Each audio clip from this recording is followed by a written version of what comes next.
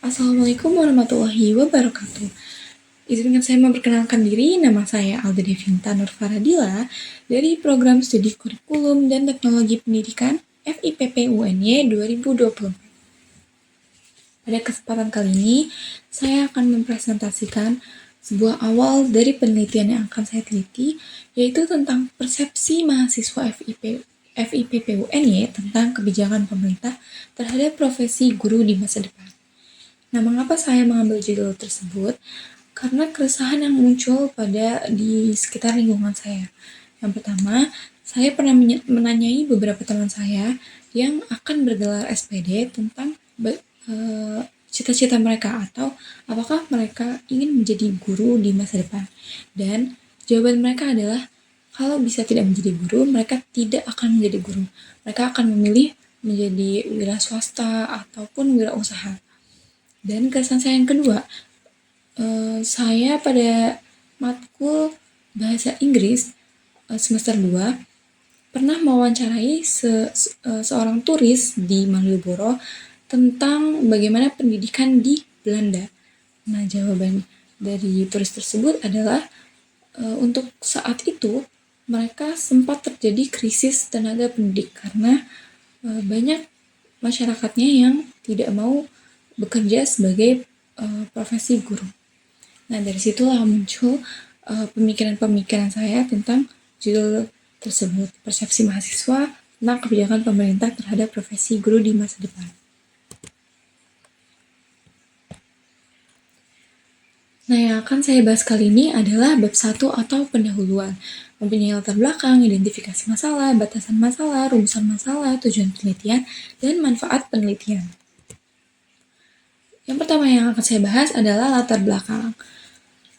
Nah, yang akan latar belakangi dari penelitian ini yang pertama adalah di dalam Undang-Undang RI atau Republik Indonesia Nomor 14 Tahun 2005 tentang guru dan dosen.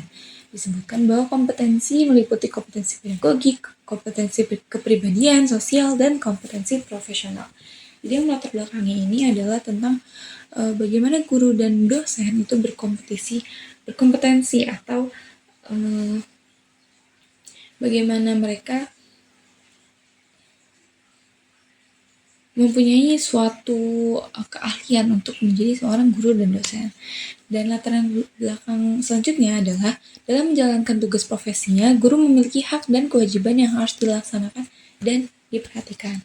Pada penelitian yang akan saya lakukan, saya akan memperdalam tentang hak dan kewajiban suatu hak dan kewajiban guru terhadap kebijakan pemerintah pada saat ini. Dan yang terakhir adalah dua profesi sebagai guru dan dosen diakui mulia, tetapi kesejahteraan dan peningkatan karirnya semakin tidak menarik bagi anak-anak muda. Pro dan kontra tentang profesi guru yang dikaitkan dengan kesejahteraan dan karir di masa depan yang juga mengemuka.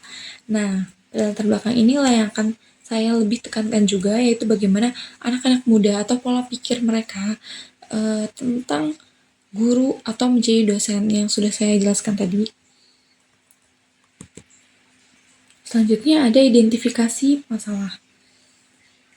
Saya punya beberapa, yaitu pertama, pendidikan sebagai pelaku pendidikan yang mempunyai masalah cukup krusial dalam pemenuhan hak dan kewajibannya.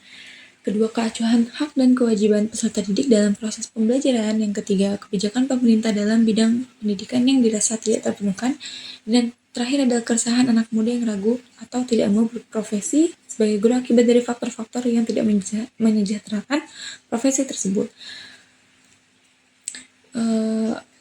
Yang akan saya ambil dari identifikasi masalah ini atau yang akan saya lebih tekankan sekali adalah nomor 4, yaitu keresahan anak muda. Karena dari keresahan anak muda ini akan muncul ketidakmauan atau bahasa sekarang Indonesia cemas gitu untuk profesi guru.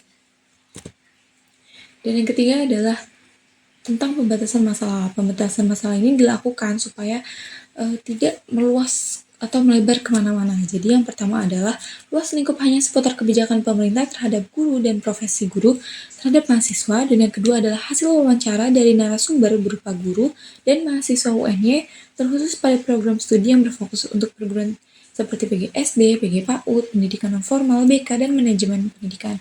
Mengapa saya mengutamakan atau mengkhususkan 5 jurusan ini sebagai narasumber saya? Karena mereka mereka ini adalah program studi yang memang akan mencetuskan gitu sebagai calon-calon guru. Maksudnya kayak sebagian besar dari mereka pastinya tuh akan menjadi calon guru mau tidak mau ya, karena mereka sudah sangat banyak mempelajari bagaimana cara guru atau seorang tenaga pendidik tersebut bekerja. Nah, selain dari 5 jurusan tersebut, saya juga akan mewawancarai seorang guru. Jadi biar sudut pandangnya itu seimbang antara yang akan menjalankan sebagai tenaga pendidik dan sedang atau sudah menjalankan profesi guru. Tuh. Jadi tidak hanya menitik beratkan pada satu, jadi keduanya. Nah, rumusan masalah yang akan saya tanyakan adalah pertama, apa saja kebijakan pemerintah saat ini dalam bidang pendidikan. Nah, saya berharap 5 narasumber saya itu pengetahuan awalnya saya lihat terlebih dahulu apakah mereka sama-sama memiliki pengetahuan yang sama tentang kebijakan pemerintah.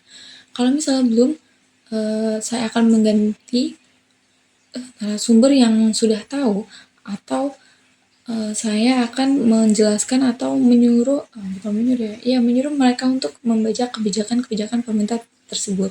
Yang saya harapkan sih mereka sudah mengetahui ya apa saja kebijakan pemerintah saat ini.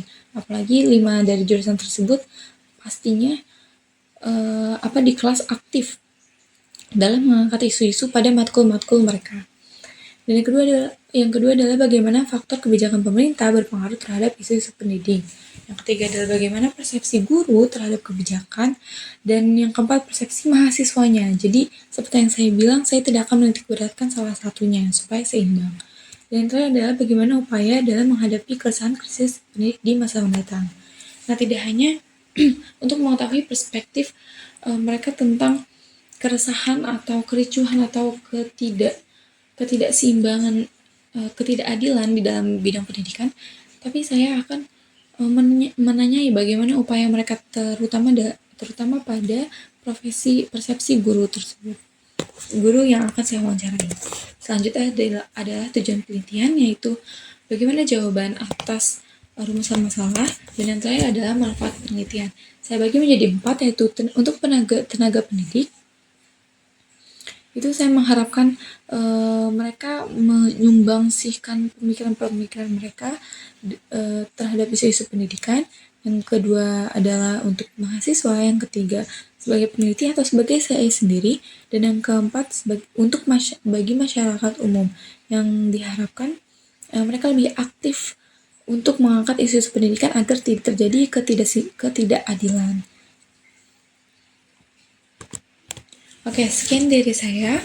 Mohon maaf apabila ada kesalahan kata seperti yang waktunya sudah cukup. Wassalamualaikum warahmatullahi wabarakatuh.